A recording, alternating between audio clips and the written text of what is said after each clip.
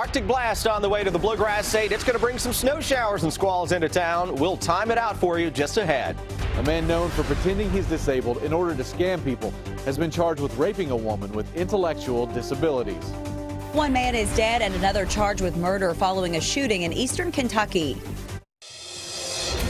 Tracking, alerting, protecting. WKYT News starts now with breaking news. Good afternoon. Sam, Dick, and Amber Philpott reporting. Letters are going home to parents at Dunbar High School this afternoon after a gun was found on campus. In the letter, the principal says the gun was discovered on a student just before dismissal. The principal said it was not loaded, but ammunition was found in the student's backpack. We'll have much more on this breaking news alert on WKYT News at 5 and on WKYT.com.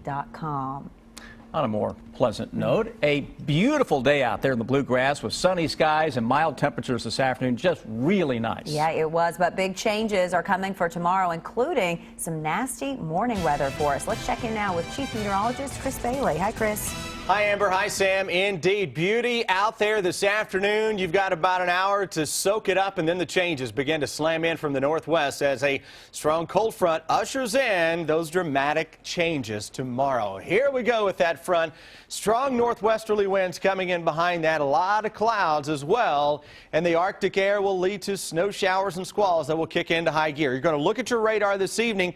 You're not going to see a whole lot out there, not only across Kentucky, but even to our northwest. It is once that northwesterly flow kicks in tomorrow morning that you will see those snow showers and squalls basically developing right on top of central and eastern Kentucky. So Defender that is clean now will kind of dirty it up a little later tonight into tomorrow morning. Here's what we're tracking. Snow showers and squalls arriving, a coating to maybe an inch of snow possible. That will lead to some slick spots and reduced visibility as we go into early tomorrow.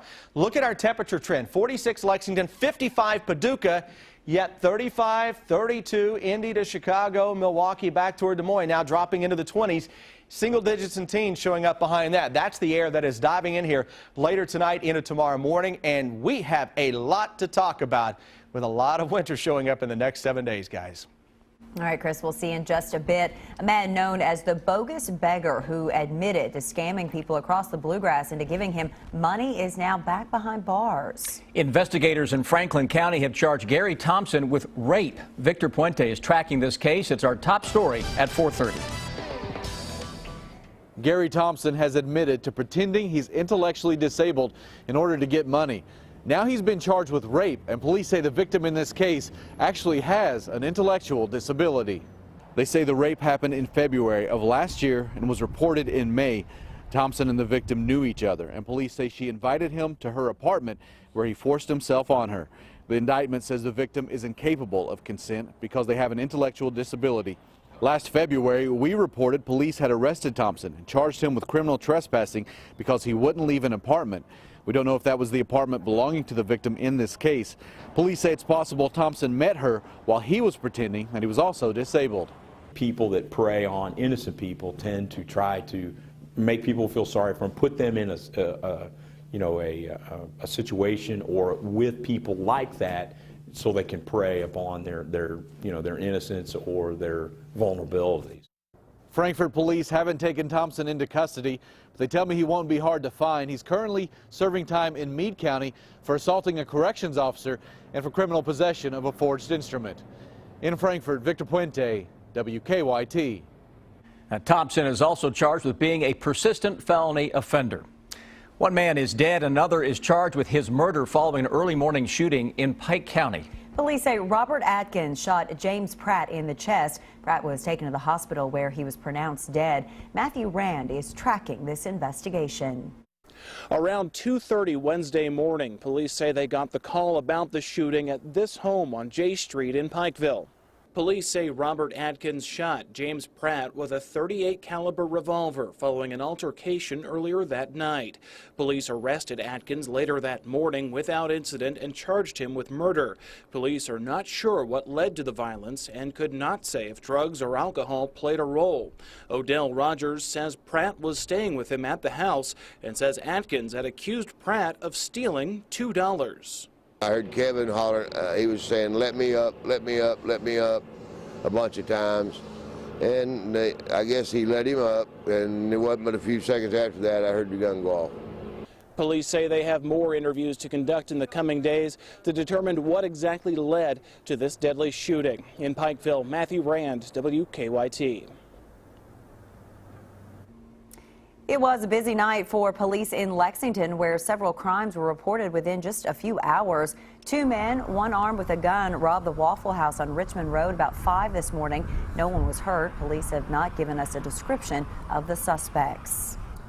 About an hour before that crime, police say several people broke into a home on Bridgeport Drive off Lakeshore Drive. The robbers stole a set of keys and then drove off in a stolen white Acura. While police were investigating that crime, they were called about another home break-in 1 street over on Sealy Drive, but nothing was stolen in that case.